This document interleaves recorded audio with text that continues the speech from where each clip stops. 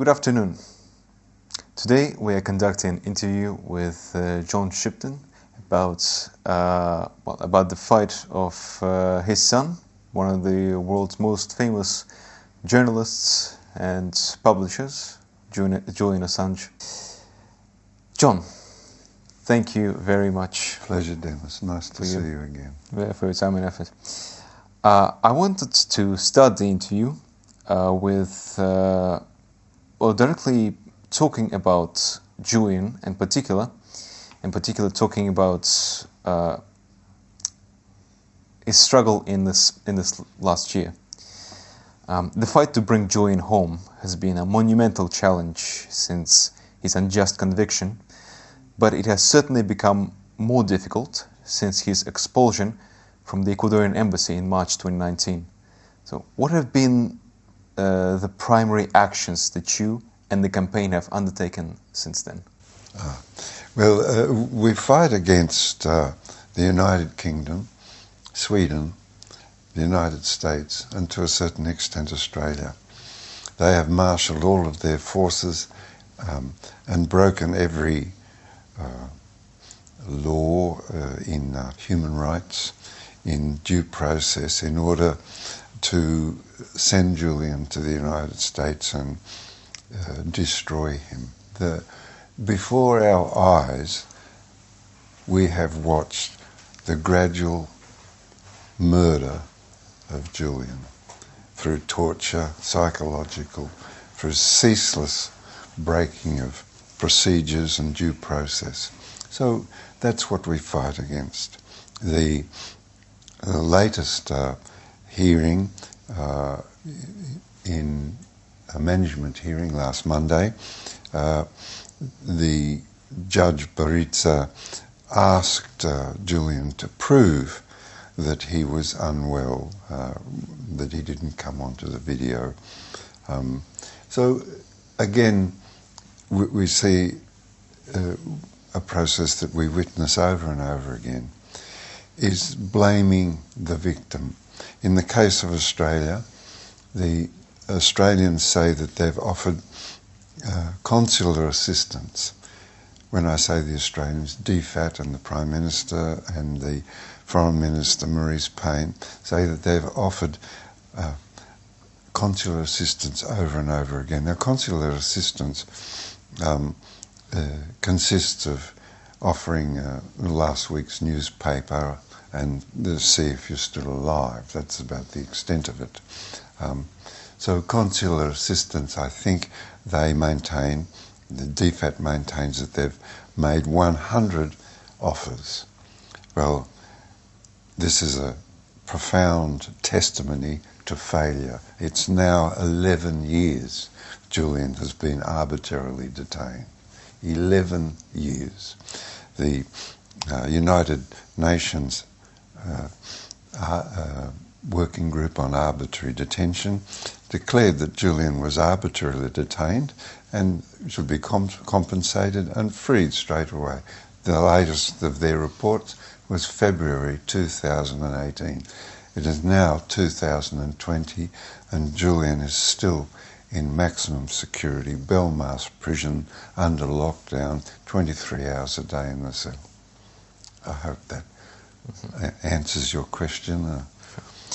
And how would you describe the relationship between the current campaign for his release and the WikiLeaks organization? Well, WikiLeaks continues its work and continues to hold the most extraordinary library of the American, of the United States diplomacy since 1970. It's an extraordinary artifact that any journalist or any historian, any of us can look up the names of those who have been involved in diplomacy with the United States in their own countries or with the United States. This is a great resource. It continues to be maintained. Just the week before last, WikiLeaks released another set of files. So WikiLeaks continues its work. The people who defend Julian include WikiLeaks, but include 100,000 people around the world who are working constantly to bring about Julian's freedom and stop this oppression of the free press, of publication, of publishers, and of journalists. We work constantly to do that. There is about 80 websites around the world that publish and agitate for Julian's freedom, and about 86 Facebook pages devoted to Julian. So there are many of us, and the upswelling of support continues despite COVID. So COVID slowed us down a little, but now that COVID-19 is withdrawing, the upswelling continues, and it will do so until the Australian government and the United Kingdom recognise that this is the crime, the oppression of Julian is the great crime of the 21st century. And the latest superseding indictment of Julian regarding the alleged conspiracy with yet of unnamed anonymous hackers appears to be another attempt to fast-track his extradition. Do you believe this is a symptom of the desperation on the part of the Department of Justice on the United States? No, I don't. The people who work in the Department of Justice get paid, you know, whether this succeeds or not. Whether Julian's extradited, they get paid. If he's not extradited, they still get paid. They still go home and have a glass of wine, take the kids to the movies, and then come to work the next day and think up another instrument of torture for Julian. This is their job. So I don't know why, but I can speculate or guess, if you like, that the Department of Justice would like to see the trial delayed, the hearing delayed until after the American election.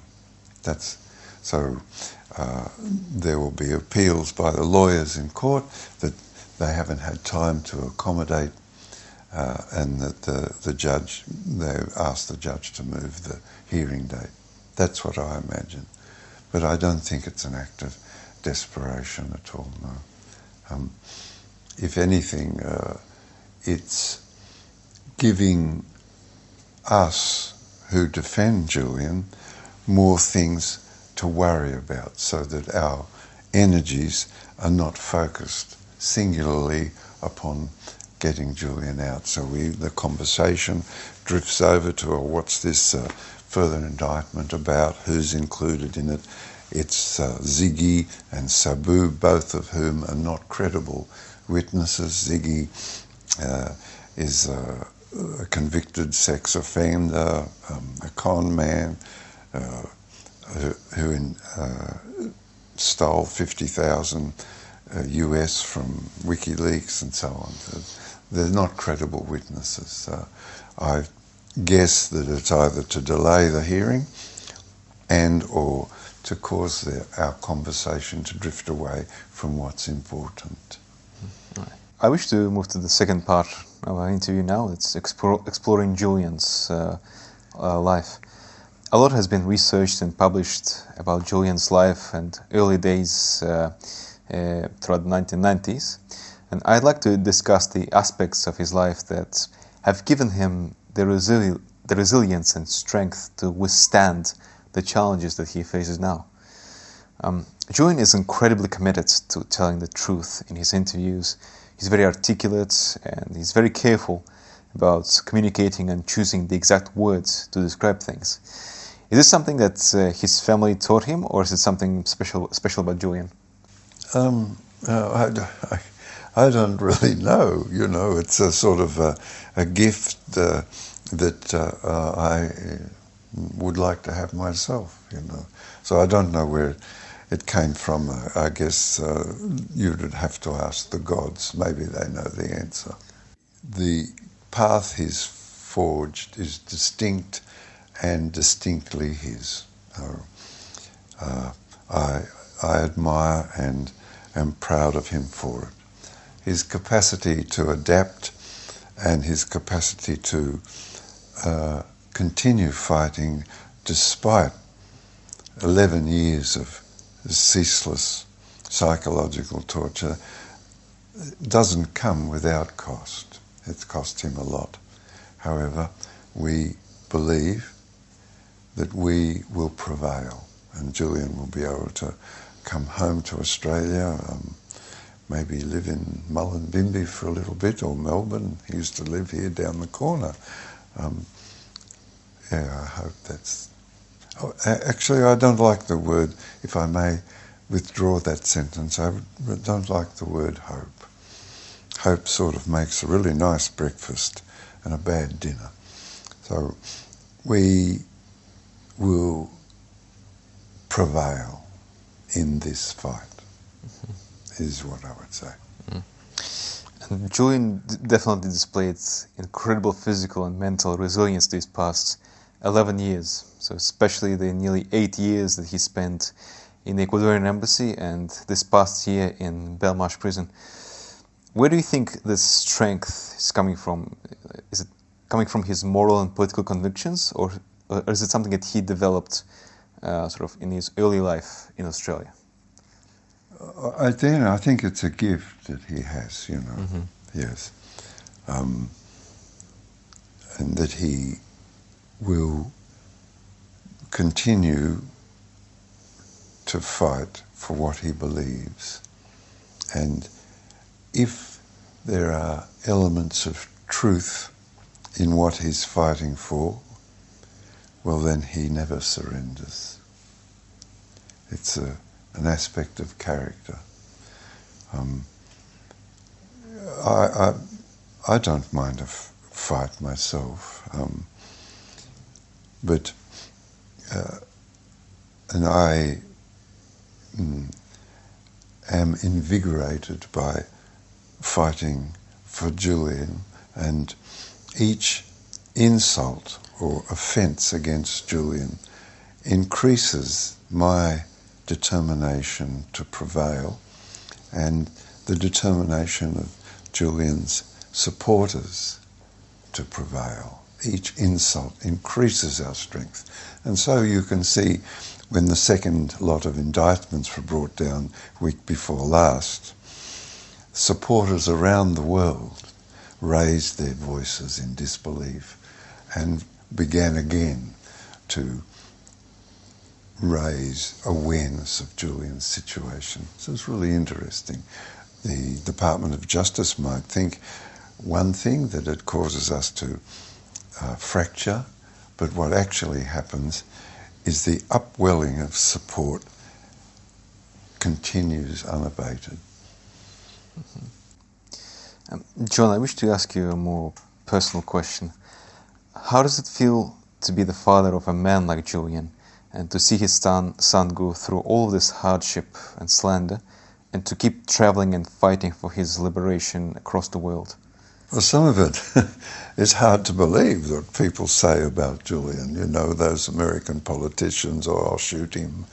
And, you know, the UC Global employees in Spain who are supposed to look after the security of the Ecuadorian embassy, who speculated on how to poison Julian at the behest of CIA, Mossad, or Sheldon Adelson, or whatever you want to call those bunch of creeps. You know, I'm surprised that, but you know, I ignore it. For myself, I take not the slightest bit of notice. I'm surprised that people put their energies into calling Julian names and they've never met him. You know, never even set eyes on him, some people, and yet they find the time and energy to write scurrilous things.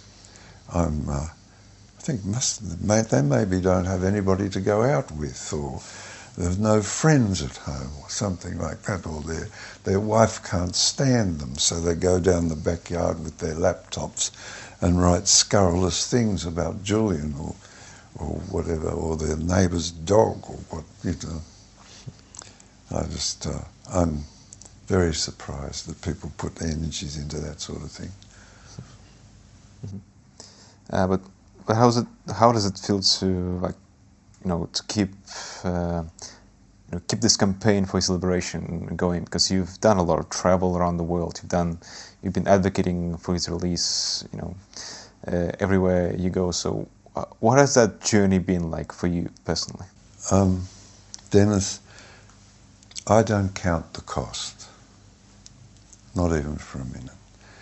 I do what I'm here today with you. I do what comes before me, and then I go on to the next thing. But I never, ever count costs.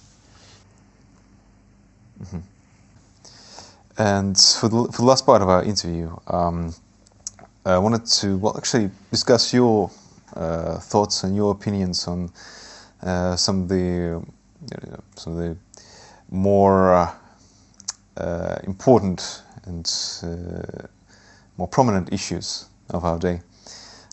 Ever since the extradition hearings began against Julian, the US government, particularly Trump, Mike Pence and Mike Pompeo, have been doubling down on their attacks against Julian and WikiLeaks. Pompeo even called it a non-state hostile intelligence service, often abated by state actors like Russia, end quote. The US establishment appears to be dead set against them, and both major parties are playing along. So what do you think ought to be the strategy of activists and journalists in the US to challenge this?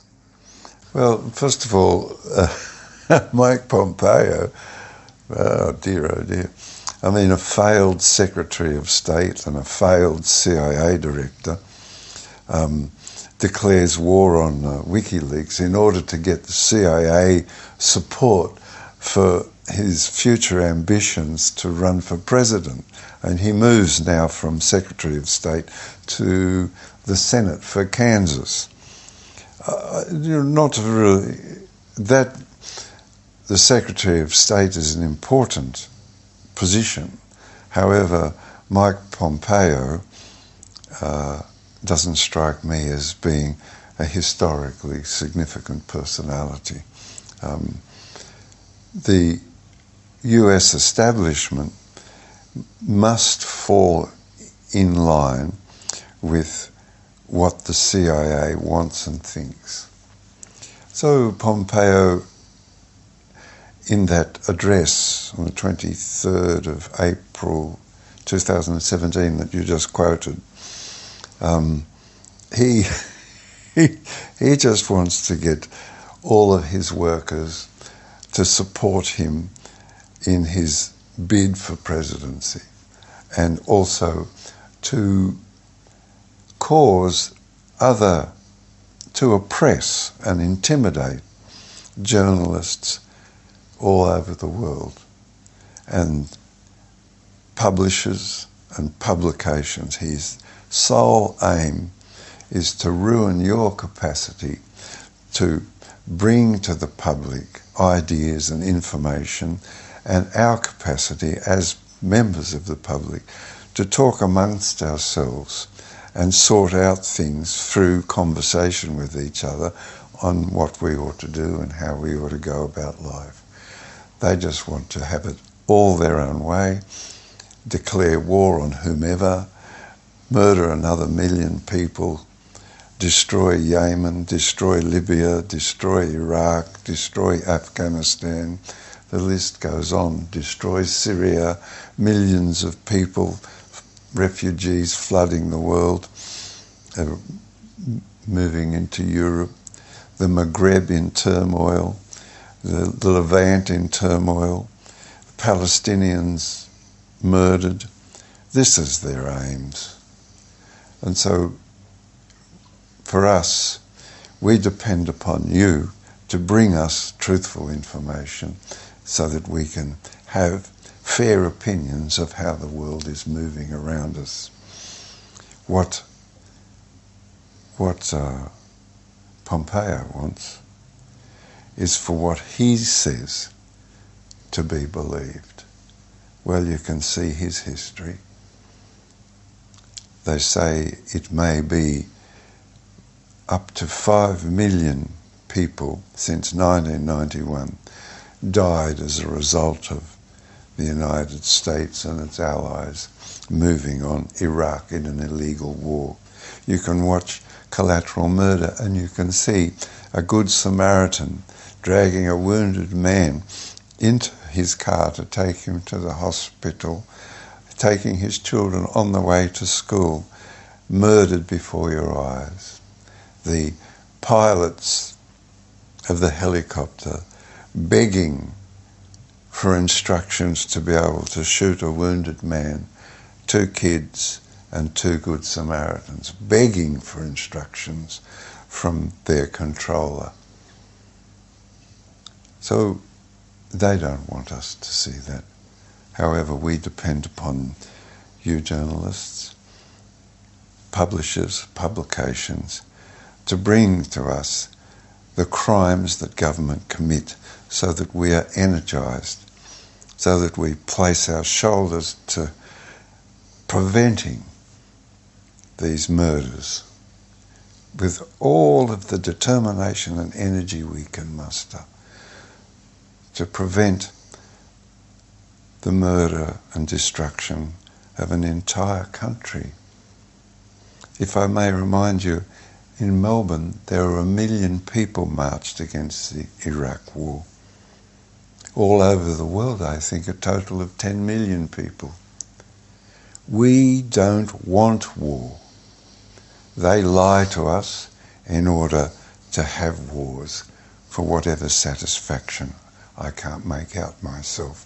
Who would want to see and hear the lamentation of widows, the cries of children, the groans of men?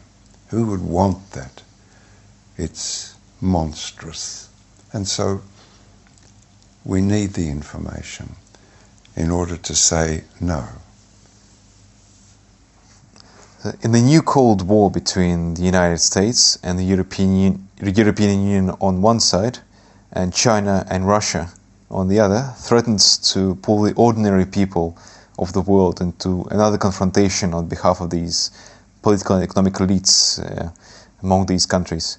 From your experience of seeking international support for Julian, what are the best ways of forging solidarity across borders in this new conflict that seems to be developing around us? I think the best way is to talk to your friends and discuss things. Gathering of friends and discussing things, becoming, aware outside of what the mass communication outlets want us to see and hear.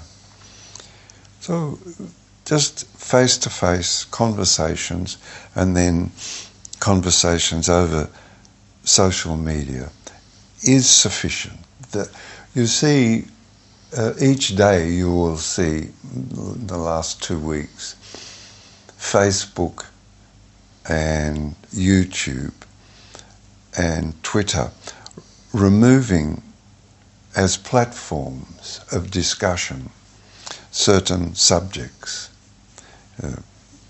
and certain YouTube channels. They remove them because we are succeeding, not because nobody watches them, nobody goes there.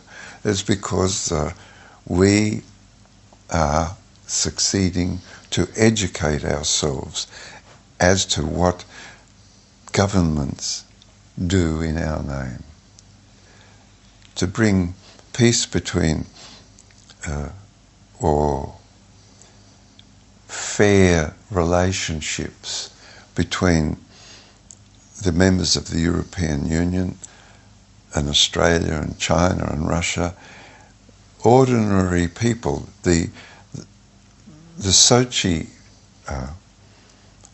World Cup, Soccer World Cup, was the greatest success, fabulous success. Everybody who went to Russia came back and full of admiration for Russia and Russian hospitality. Well, this is what is needed. Just ordinary people getting to know each other and discussing matters of importance, not depending upon CNN or any other talking head for how you should feel about this or that subject. Just talk to friends, talk to groups of people, talk amongst each other, exchange ideas, exchange where to get good information, and things will change. I have an undying belief in the capacity and goodness of general humanity. And I'm proved right every time, because 10 million people marched against the Iraq war, but a few hundred manipulated the nations by blowing up railway stations, what they call terrorism. Just a few hundred manipulated those nations into destroying Iraq. Ordinary people don't want war. We want to be able to just talk to our friends, look after our families. That's all. And one final question, John. The COVID-19 pandemic has not only revealed the inadequacies of the neoliberal economic order, but it has also revealed its increasing instability and desperation to maintain itself. This is also true with regards to prominent right-wing governments in the United States, Brazil and Bolivia, seeking to silence journalists and reports regarding their mismanagement of the pandemic. We are seeing independent journalism under attack around the world through censorship, intimidation, threats and assassinations. What do you think should be the best way of fighting back against them? Well, these governments, they can't even look after their own populations, let alone order the world in a decent way. Their ambitions are to order the world, but they can't even look after the people of Seattle. You know, it's just, if it wasn't so tragic, it would be just amusing. You just read about it just to get a laugh every morning. Of course they oppress journalists. Of course they oppress publications. Of course the warrants for allow you to broadcast on a certain spectrum are removed. Platforms are removed because we continue to understand and expose their shortcomings. The shortcomings are criminal. They actually consider the phrase herd immunity to be something scientific. They actually contemplate allowing hundreds of thousands of old people or older people to die. And they use phrases like, oh, well, they had comorbidities. Everybody over 60 has a comorbidity. You don't get older and get weller, you get older and get a little bit sick or a little bit not so strong. The actual contemplation of doing away with the steadying part of a society. Older people steady the young are full of vigour, and the old are full of caution. This is a fair balance in society. Allowing them to die off for whatever reason we can't discern. We cannot discern. It doesn't cost any more money to look after a section of society and prevent COVID.